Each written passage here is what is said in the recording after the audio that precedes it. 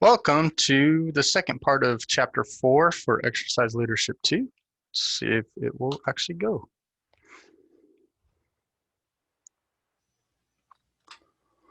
All right, so principles of behavior change. Okay, so again, changing behavior is not the easiest thing, right? You get set in a certain way of rhythm of your life and you like to go with it. Problem is, most people's rhythm of their life isn't really the best rhythm for their health, right? Most people are not healthy, they're not active. Even those that were active in high school and stuff, once people stop making you go do things, or you quit playing sports or whatever else, and you don't have to be at practice, you don't have to do this, your life becomes more, either you're in college and working or just working or whatever it is, your free time now, nobody's telling you to go do anything active, so you don't. And so you do this for several years, and then you start to not be happy with the way you look, or your health gets bad, or some combination of both. And now you got to make a behavior change, right? So the problem is it's easy to take the path of least resistance, and you can flip-flop that pretty quick. It's real easy to be, fairly active like you were in high school, and then one day all that's gone, and you're just like, all right, I'll go do my work and I'll come sit around. The problem is when you're adding more work to your life and having to flip-flop the other way, we're resistant, right? And so the process of behavior change is a gradual process, and it's going to take a lot of effort, dedication, commitment. Now, again, there you hear that and then you're like, oh crud, is it really worth it? It is worth it. And the way to getting into it doesn't necessarily mean like you got to just basically turn completely around and put everything behind you.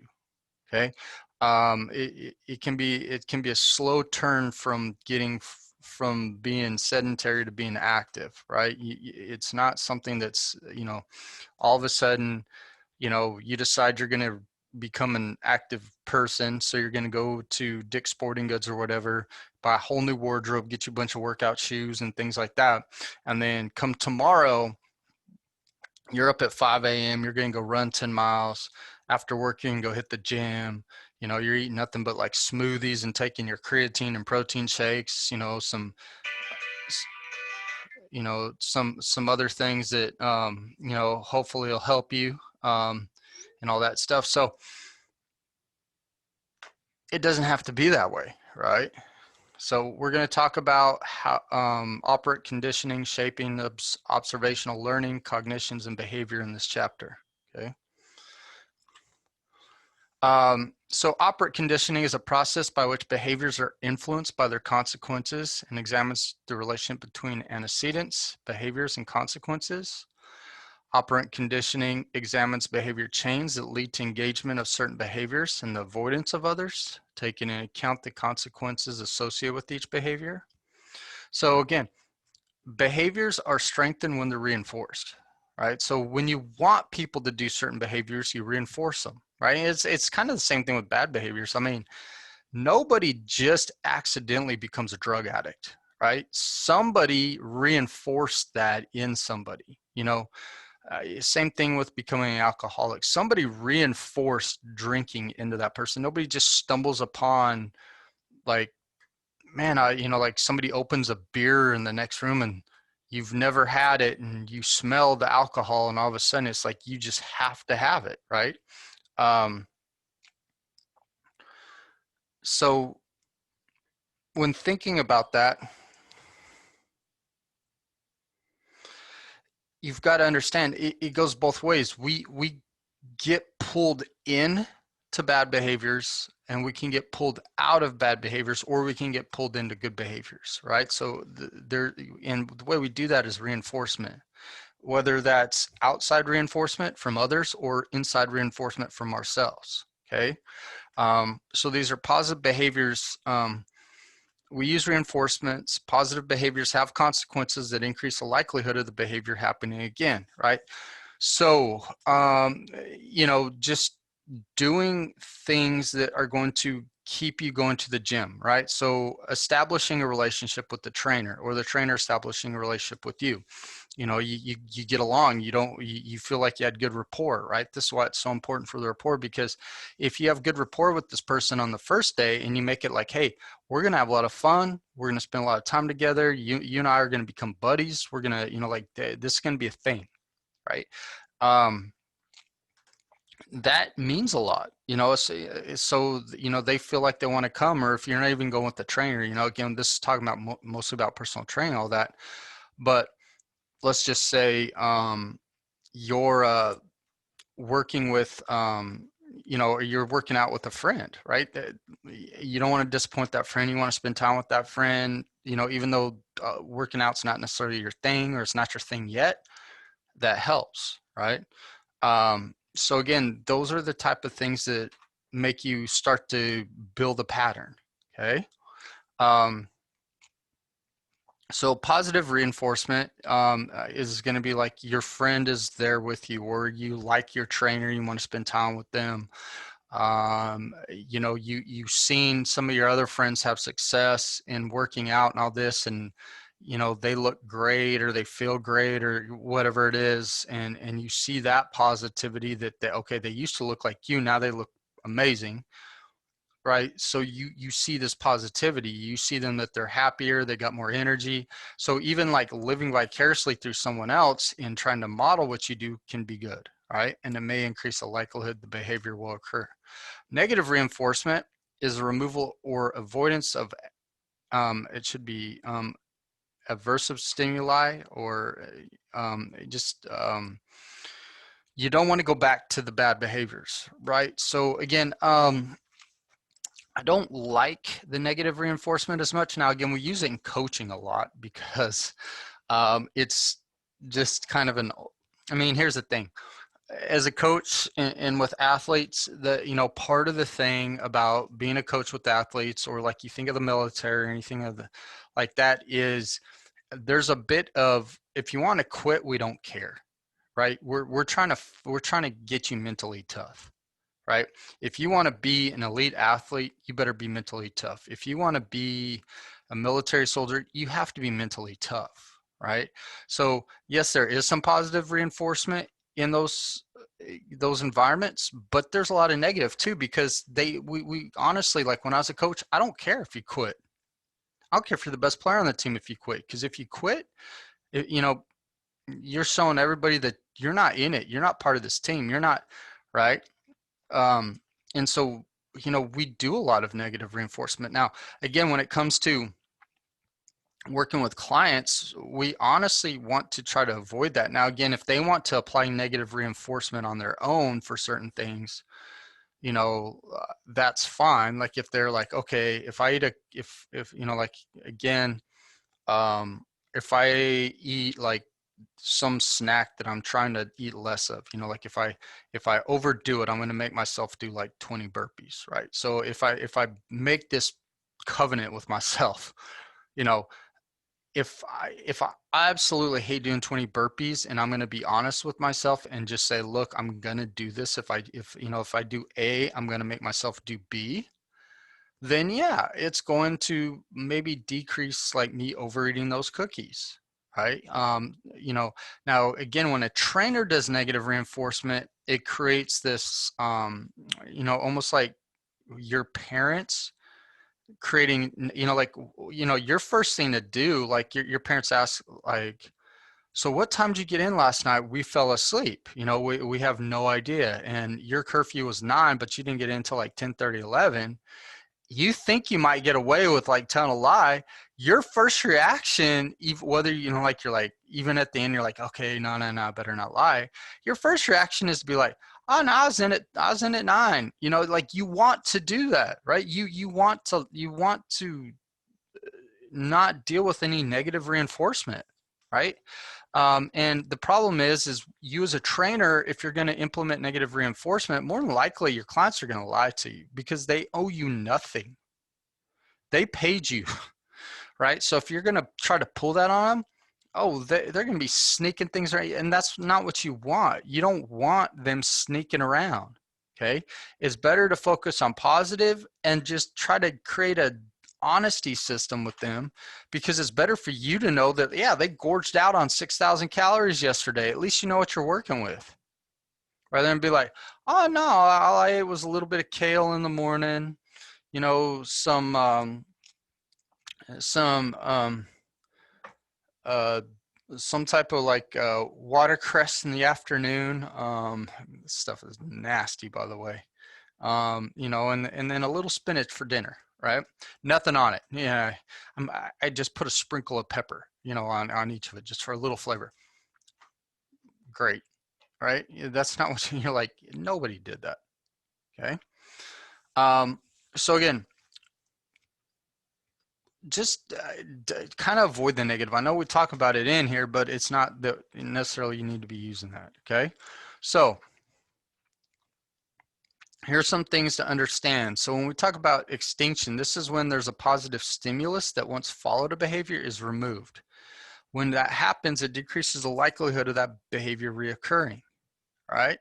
So again, and we see this sometimes even with bad behavior. So like you're hanging out with a crowd that's got you doing, you know, like bad stuff. Well, all of a sudden, whatever positivity you were feeling from doing those things is now somehow gone, right? You know, unless you're hooked on it, you may not really feel the desire to do that as much. And it goes the other way too with good behaviors, right? And again, eventually you want to take away external positive stimuli, but you got to wait till there's the internal positive stimuli that's going to keep them going all the time. Okay. Punishment. Like I said, don't punish your clients. The fact that we even have it in here should just be more so you understand that this is part of behavior change. But by all means, don't ever freaking do it, because it's not going to help you with your clients. Okay. You know, again, athletes, fine. Military, fine. You know, if you're training, I don't know, like say you get contracted to train like police or firefighters or something like that, and you know, their department has things put in place, like if they're not doing these things, here's a punishment, fine, right? When I was working professional baseball, when guys didn't show up to work out, they were fined $100 for the day. Now, unfortunately, the $100 didn't come to me. Man, I'd have been telling those guys all the time, like, look, I don't care about your batting average. Don't show up today. I need money, right? So I didn't get it. Yeah, I wasn't trying to like sabotage them, like, you know, oh, hey, yeah, we're working out at 10 today, and actually workout was at 8 o'clock in the morning. I'm just counting them all absent. But that would have been a nice gig.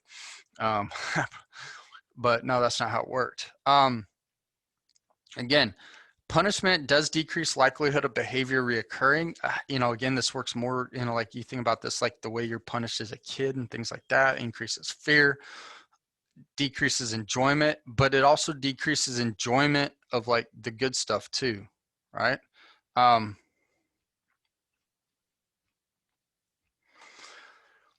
must be used sparingly and only when appropriate. Again, I would not punish my clients. Now, if you want to do it in kind of a fun way, like, you know, like if like make a bet with them or something, and they lose out on the bet, they owe you like $10, or you know, they got to bring, you know, like, okay, if you're able to do this, I'm gonna get you this. If you're not able to do this, you get me. I mean, little things like that are like there's somewhat punishment and somewhat not.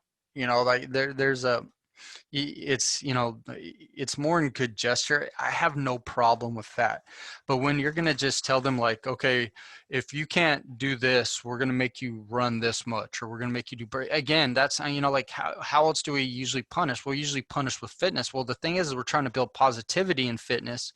You know, I mean, it's not like you can punish them with ice cream, you know, so there's not really any room for it when we're working with clients, to be honest. Like you gotta, if you're gonna do it, it's gotta be like fun stuff like that. Like, hey, if you don't run the entire mile or 2 miles or something like that, you know, say you're a client, you know, they live down here in South Florida, so they're they're a huge Dolphins fan. You're like, if you're not able to do that, you know, this weekend you have to wear a Patriots t-shirt, when you go to your game or something like that. It's a little bit of fun in there. There's punishment, but it's kind of like, a little bit of fun in it, right? Things like that aren't too bad. Okay. So again, always provide appropriate feedback and consequences to clients' behaviors. Now, again, the consequences, like I don't, don't give them punishment, but let them know consequences. Like if you do this, and again, consequences can be consequences to good behaviors done poorly, right? So if you lift something wrong or whatever, let them know what it is. Let them know the consequences of getting lazy again. Like just be honest with them. you know um but again, it's not, like you're not imposing consequences on them. Actions that are done well should be positively reinforced, and actions that need improvement should not be ignored. So again, there, when you're correcting somebody, there's a nice way to correct them, right? It doesn't have to be negative. Okay. Stimulus control refers to making adjustments to the environment to increase the likelihood of healthy behaviors. So again, where somebody works out. Now, again, if they're coming to you for personal training, you may not be helping them choose the gym. They chose it. Hopefully they made a good choice for their behavior, that it's somewhere between work and home. It's easy to get to, so on and so forth. So again, that one, you as a trainer aren't going to be like, oh yeah, you should go to this gym. My gym's way too like out of the way. That's not probably what you're going for, is it? Right. Keeping a gym bag in the car that contains all your items, like every day when I come to work, I pack my stuff, it's ready to go. I never forget it. Having workout clothes, socks, shoes laid out for early morning workouts. So, again, putting that stuff out the night before, so you're not like going, man, I can't find anything. I'm just not, just have it out, right? And have it laid out. So it's like, man, it's staring at you, right? Writing down workout times as part of a weekly schedule. That's really up to like how you operate. If you're one of those folks that, you want to put it in your schedule, or if you're just like, look, I'm getting up at 5 every day and going at like by 5:15, 5:30, I'm out the door, right? Whatever works for you. Okay. That it just depends on if you're one of those people that's got to have it down in the planner, or if you're like me, I'm not a planner type of person. Okay. Clients surrounding themselves with other people interested in being active. This is huge. Like this is why CrossFit, you love it or hate it, good or bad, you can't argue with the tribe mentality of CrossFit. I mean, just beautiful idea of how to get people to engage and stay engaged, right? You come in, man, they got you tatted up. They give you the, you get your tribal t-shirt, they're going to give you the discount codes to Reebok, or, get you some Nike Metcons or whatever else. Man, it's like you now are part of the crew, right? You're CrossFit for life. And they all, like, after workouts they go grab a beer, they hang out, like sometimes, like some people are like, it's weird, like now that you're in CrossFit you just hang out with your CrossFit friends. It's not a bad thing, I mean, be honest, like, it's good to have other healthy friends. And again, it gets a little annoying because those of you that are not, like, again, I'm a fitness guy, but when I've been around some of my CrossFitter buddies that all go to the same gym, and it's all about the double, dude, I can do like 10 double unders. Yeah, I can do 20. Yeah, well, how's your kip ups? And, like all these things. I'm like, I don't do any of that, but you do you, boo. Um, they have this whole lingo, they got their own thing. It really isn't a bad thing. And it creates this sense of, like, I want to be part of that. And usually to be more part of it, you get better at it, right? An overall goal of stimulus control is to make being physically active as convenient as possible. Written agreements and behavioral contracting are effective behavior change tools that can be used together or on their own to help people stick with their exercise programs. So written agreements should be developed first before contracts.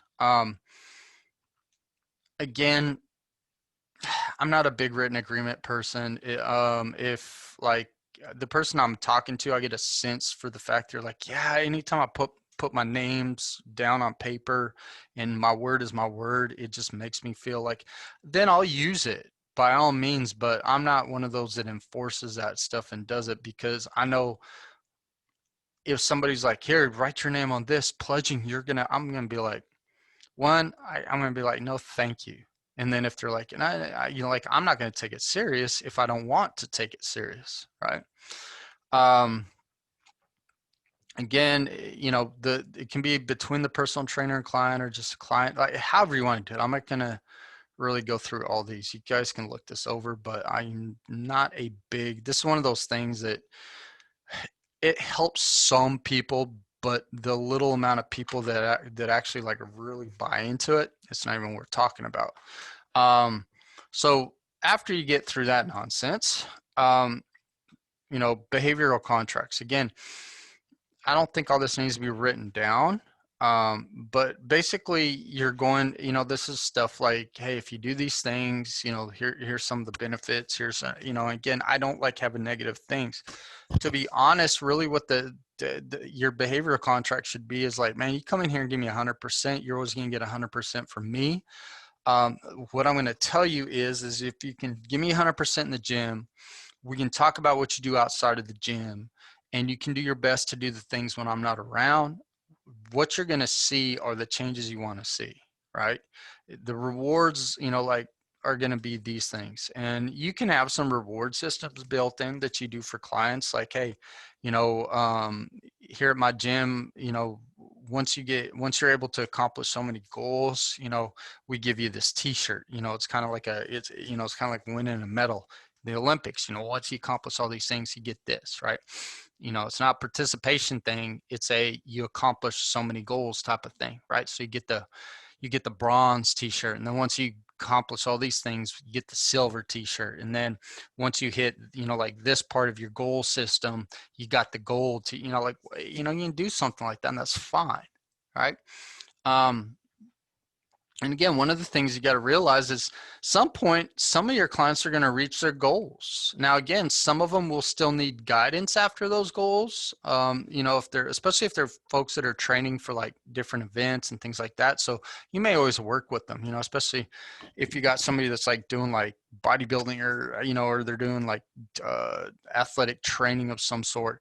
Now, if they're clients that are just trying to get fit, your hope at some point is that they're not going to be your client anymore. Now, they may come back to you, from time to time and be like, hey, I want to schedule a session with you to design, like I'm kind of wanting to go this direction. I want to design some new, guidance on some things. I mean, for the most part, most people, by the time they leave you, they should be competent enough to do their own thing. But if they're going a whole different direction, or they're trying to like do some type of like training for events or things like that are a little bit more advanced in just like, the knowledge that you gave them, yeah, that's fine, right? So cognitive techniques to help people change their behavior. First, you got to identify any problematic beliefs or barriers that they got to change, right? That's always first and foremost. Like what keeps you from doing it now? I mean, that really should be one of your first questions. Like somebody's like, I want all these things. And it's like, okay, cool. Why haven't you done it? What's keeping you from it? Don't ask it necessarily like I just said it, like in this like kind of condescending, like, well, bro, what's your problem? But I mean that you want to address that, and you want it to be casual. Like, don't make it all like super formal. Like, be like, okay, well, obviously you're here today because you want to change it, but you didn't do it yesterday or the day before. So why? I mean, just honestly asking you, I just want to know why, like what's keeping you from this? What's led you to go from like, here's where you were, here's where you are now, and here's where you want to go. What got you to here's where you are now, and this isn't working for you? Like, how'd that happen? Tell me your story, right? So you start to understand their belief system. You start them to understand whatever constraints that they have or think they have in their life, and we start to dive into those, and debunk any myths. We start to rewrite, like what's in the way, and maybe how it's not really in the way. It's like that's not in the way. You just keep putting it there. Most of the time, that's what it is. So again, we start setting goals. We get realistic goals. You give them feedback on, okay, well, this is not helping you. What this right here that you're doing, that's great. Keep that up. Those type of things, like start to break it down for them. Help them to make the decisions. Again, it's got to be their decision, so they need to make it. But like give them the information they need, and then like not only like, okay, like I can monitor you a bit. Again, I don't want to be like your overbearing mother. You got to learn how to kind of monitor stuff on your own, because again, I'm not going to come live with you at your house. So, and again, I don't want to do that. You're an adult, and you got to learn how to take care of yourself as an adult, right? Um, Again, so goal setting, we've talked about goal setting. So one, don't you set their goals. They need to set their own goals. You're just going to help guide them in doing that. You're going to help guiding them to make them smart goals. They always need to get focused on where they're going. Like again, like, oh man, yesterday's workout was killer. I don't know if I can. No. You got through yesterday. We're going to get you through today, right? Let's try to have some fun. Like yesterday was a little bit less fun, more work. What do you want to do today that's a little bit more fun? Let's add something. Like do what you got to do to keep moving them forward. Okay. And then clearly guide them through their goal setting process and help them understand how they can then set effective and appropriate goals as they keep moving forward. Okay. Again, when you first get folks, you're going to be talking a lot. When you first get them in the gym and they're doing things, right? You're going to talk them through every lift, like keep your arms here, keep your hip here, do this, do that, because most people are not going to have good form, right? It's very rare you get somebody like you give them just a few key things and you're like, all right, just, kind of think about this as you do this, and all of a sudden you're like, dang, that looks good, right? Natalie had Tanisha in here, and it's like, we just gave her a little. She'd never done some of the lists, and we're like, all right, do it this way. And like, I mean, she was like a natural at things. That doesn't happen, right? You hardly ever get anybody who does that. So, you've got to. You've got to do that, and then as they get better at things, don't give them as much feedback, and hopefully it's because you don't have to, right? Again, encourage them to provide their own feedback. So like if they did something, you're like, hey, you did that wrong. What'd you do? What'd you do? What'd you do? What'd you feel? Things like that, so that you can see that they're learning. Okay. So again, long-term program adherence, they need to be able to provide their own internal feedback, as well as like if they're looking in the mirror, they need to see the external, like, ah, man, I saw I did that, right? Again, they need to learn to reinforce their own behaviors by having internal encouragement, error correction, and give them, again, if they want to give themselves negative consequences, that's their thing, right? Decision making is reflective of a client's ability to control a situation and choose appropriately among alternative courses of action. Personal trainers can teach effective decision making skills, right?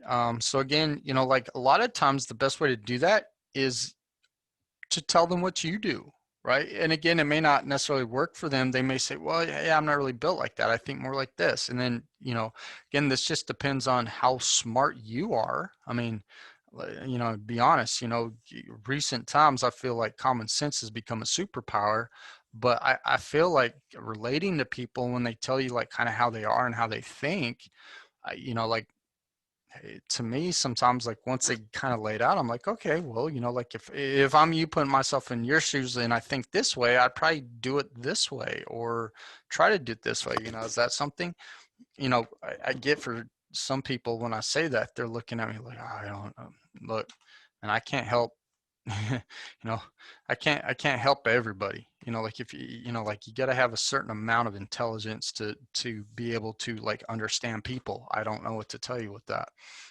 But if you can understand people and you can understand people that come from different walks of life and different things, that's not a hard thing to do, right? Um, do not micromanage your clients, right? Nobody likes it. Nobody likes it at work. You know, I've had micromanager managers, you know. Um, they, you know, usually the reason they try to have so much control over you is because they can't do their job, right? And they're relying on you to get everything done. And it's, you know, they're, or, you know, like you have parents that do that. They micromanage their kids, you know, it doesn't work, right? They're not, the problem is they're so worried that they can't teach and do the things that they're supposed to be doing, that, you know, now this kid can go off on their own and do the right things, right? It doesn't work. Just, you know, you give them the information they need to determine the outcomes of their program, and continuously educate,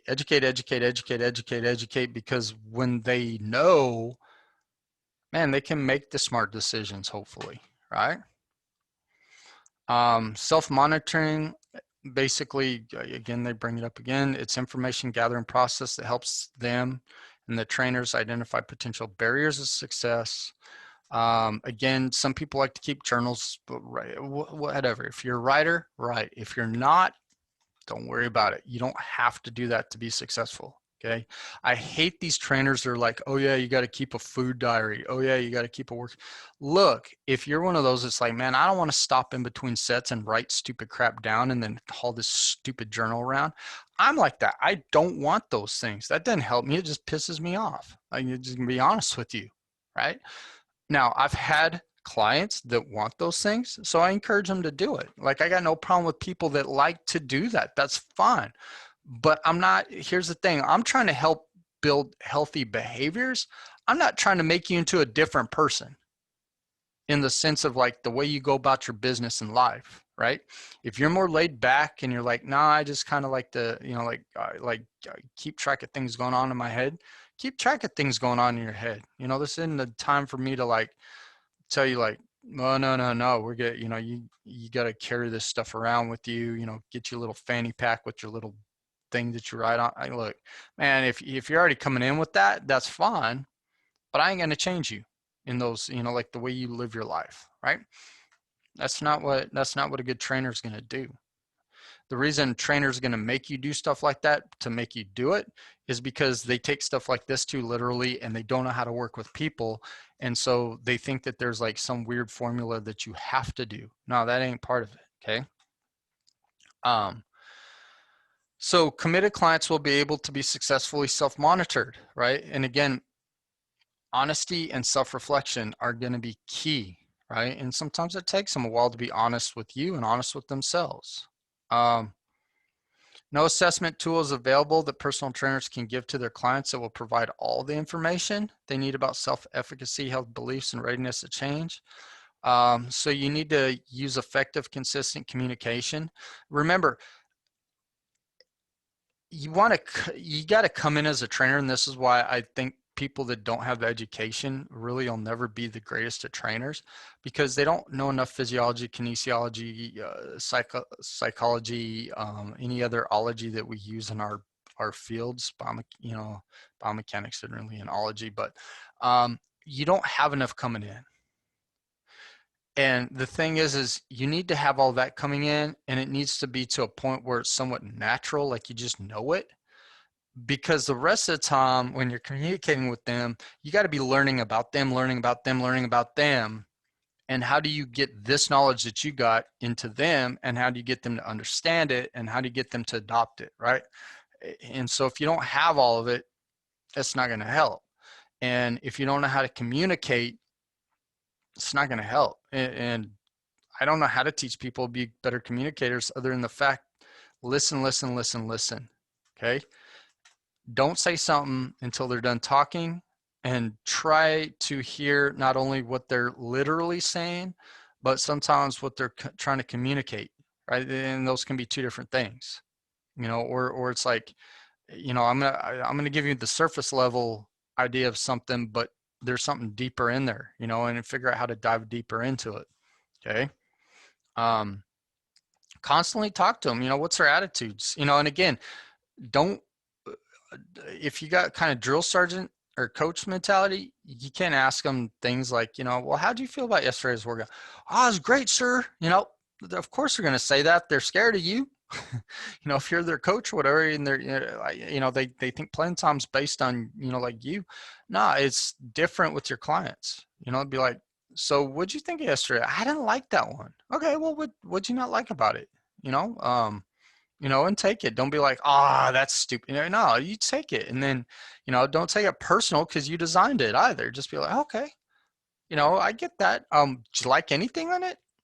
All right. Well, we can keep doing some of that, let's change these things up and see what happens next time, right? Make the minor adjustments and modifications. Sometimes they're major adjustments and you just be willing to change, right? It's not about your ego. Okay. And use feedback to be aware of changes occurring with the client and make appropriate adjustments, right? So that they keep coming. Like I told you, adherence is key. As long as you got adherence, then after that, we can start working on all the other nuances that help them get to their goals. Okay.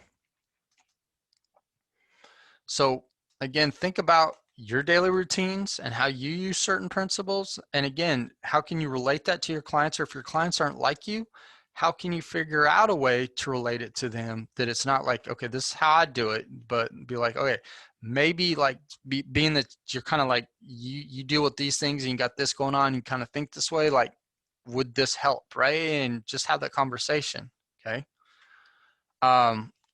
So again, goal here is to help them make changes in their exercise behaviors.